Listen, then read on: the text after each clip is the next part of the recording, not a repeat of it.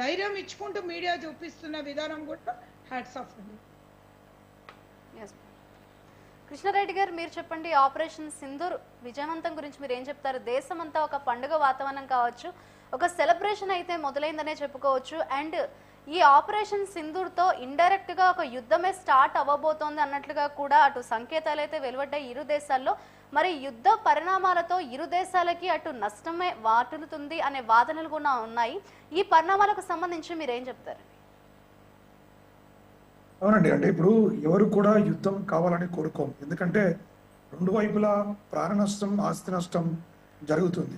కానీ ఎప్పుడైతే ముష్కరులు తెగించి, అంటే ఇప్పుడు గతంలో కూడా చాలా సందర్భాల్లో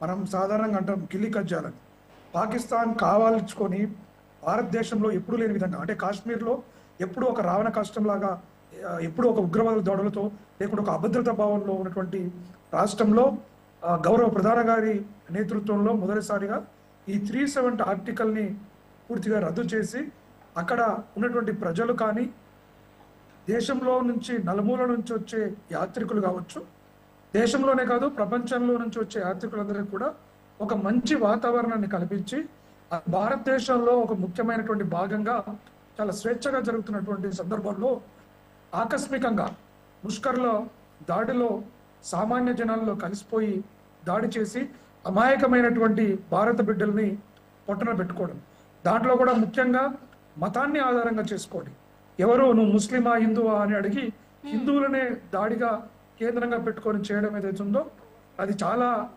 బాధాకరమైన విషయం. ఎవరైతే లౌకికవాదులుగా చెప్పుకుంటున్నారో, మరి ఏ లౌకికత్వం చెప్తుంది హిందువుని చంపమని? అక్కడ ఉన్నటువంటి టెర్రరిస్టులు ఏ విధంగా ఈ యొక్క పౌరులను చంపారో దాన్ని కూడా గమనించాల్సినటువంటి అవసరం ఉంది. దానికి ధీటుగా జవాబు చెప్పడానికి, అదే కాకుండా ముష్కరులు మరీ బరి తెగించి ఇది వెళ్ళి మీరు మీ మోడీ గారికి చెప్పండి అని చెప్పడం కూడా మనం వారి మాటల్లో వినడం జరిగింది.